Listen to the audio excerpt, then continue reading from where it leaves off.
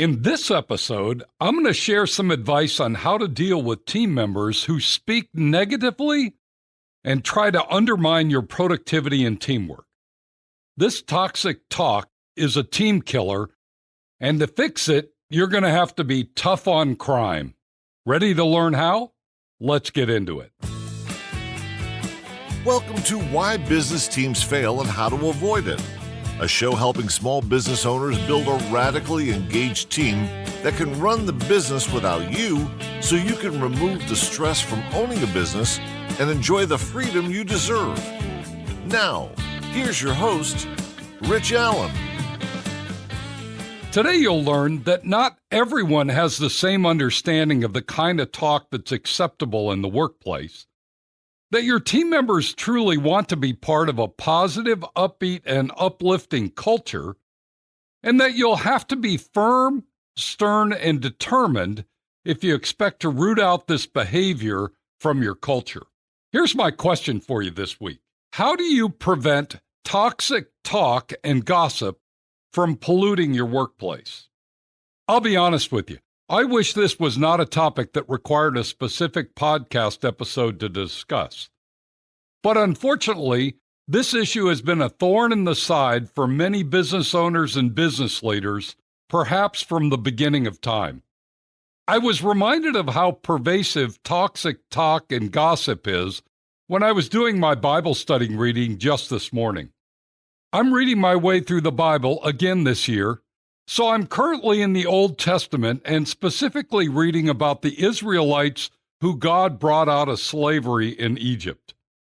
After watching and experiencing God part the Red Sea so the Israelites could escape from Egypt by walking on the dry floor of the sea, the Israelites who were now safe from the Egyptians very quickly started to complain and argue with their leader, Moses. This may be the very first account of toxic talk and gossip in the workplace. And as the leader of the Israelites, Moses was often beside himself, frustrated with the negativity and discontent of those he was responsible to lead. They complained about everything, and they found fault with their leaders, oftentimes including God himself. On many occasions, Moses found himself flat on his face, praying to God for his guidance and wisdom on how to handle the angry mob that he was facing. Have you ever felt the same way? Like you needed divine intervention in order to satisfy your team members so they would stop complaining and get back to work? I know I've felt that way before. In fact, it's one of the most frustrating things that a business leader has to deal with. Just thinking about it reminds me of a situation I had to deal with many years ago. I had recently assumed leadership for a standalone business that we had acquired. My leadership team was small and inexperienced, and we had a significant turnaround situation on our hands. We would meet as a team each week to discuss our progress and map out the activities for the coming week. Each week we would uncover new challenges and have to make difficult decisions, some which had painful consequences for some individuals in the business. They were difficult discussions and decisions, but they had to be made if the business was to survive.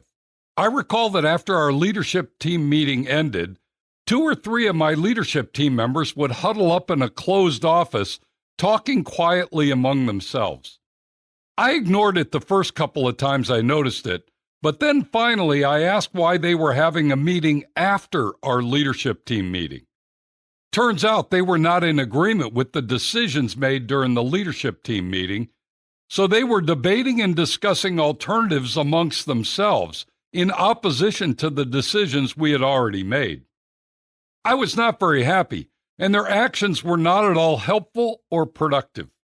So at our next meeting, I shared a new rule that all debate and discussion about any business decision should be made in the leadership team meeting.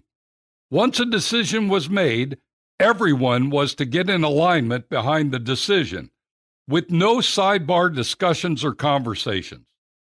If you strongly disagreed, you must do it in the meeting, not afterward with a subset of the team.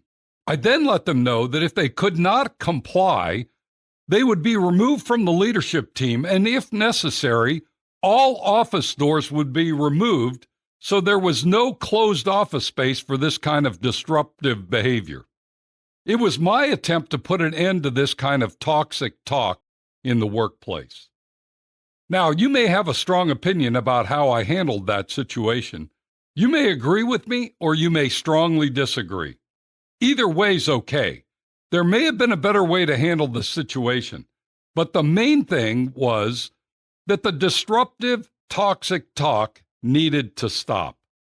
You may not be dealing with that kind of situation, but you may be dealing with team members who don't get along or who are trash-talking one another. You may have a team member who's constantly ratting out others on the team, trying to be seen as the one who has your back. You may have one of your supervisors or key leaders who's playing favorites and sharing inside information with a few hand-picked team members. You may have someone spreading rumors they heard in town about other team members or one of your customers. No matter what the circumstance, this kind of toxic talk or gossip is never helpful to your business and doesn't breed strong teamwork. It must be shut down. So just how should you go about shutting it down? Let me share with you 4 ideas or suggestions to help you put an end to this distracting and unproductive behavior. My first suggestion is to simply ignore it. Oftentimes, the person who's engaged in the toxic talk or gossip is someone who's trying to get noticed. They're trying to use this talk to get others to pay attention to them. And just like anything else you don't want in your life or your business, you should starve it of your attention. Once they see that you or others on your team won't take the bait, they'll stop and get back to the business at hand. I'm not suggesting that this should be an ongoing position that you take, but when it happens once or even twice, the best action may be to do nothing and see if it will simply go away by itself. Ignoring the behavior may or may not be the answer, but either way, don't stop there. My second idea, and the proactive recommendation, is to create a culture of positivity. Here's what I mean by that. To build into your culture the behaviors of catching and focusing on people doing things right, whether that's in their daily routine jobs or when someone on your team goes out of their way to be extra helpful. At Pella, we called these moments of truth. These were opportunities that every team member had to do the right thing and go above and beyond their regular job responsibilities. When they did, we would recognize them for demonstrating a moment of truth. We would share what happened with the entire team, we would give them a token to remember the moment, and we would ask everyone to be on the lookout for situations and events that were moment of truth worthy. As a result, everyone looked for and wanted to be recognized for the positive, and they would not give any time or attention to the negative. My third recommendation would be to set clear boundaries. Nothing is more important than for you, the business owner, to be crystal clear what's acceptable talk and what's not. Far too often, team members act and behave based on what they think is normal or expected, and unless you make it well known and very clear that some talk is not okay, they'll assume it is okay. This was and still is an approach used by Disney at their world-renowned theme parks. Because they know that their customers come from all over the world to experience a make-believe world, they demand, expect, and require that no team member ever goes into the park itself unless they're fully and completely in character. In other words, they have set the boundaries that if you're having a bad day, you can't go through the doors that go into the theme park where their customers are enjoying their make-believe world experience. The same should be true for your business. Your team members should know with certainty that they're not welcomed into your office or on the phone with your customers or in the break room with other team members without being positive, supportive, and in good spirits. If they're going to be negative, hateful, mean, or not truthful, then they should simply stay at home. And lastly, my fourth recommendation is to openly communicate with any perpetrators. In other words, don't sit silently by while you hear or know of a team member who's talking negatively, hatefully, or harshly to others. Confront them. Let them know that you're aware of their behavior and that it's not acceptable. It may very likely be the case that their standard of what's acceptable is simply different from yours. But since you're the business owner, your interpretation is the one that's correct in your business. If you tolerate toxic talk or gossip, it'll spread. If you tolerate toxic talk or gossip, others on your team will see you as weak. If you tolerate toxic talk or gossip, your customers will not get the level of service you expect for them. Nothing good comes from allowing anyone on your team to be negative, dividing, disruptive, or hateful. Call it out. Require that it stop.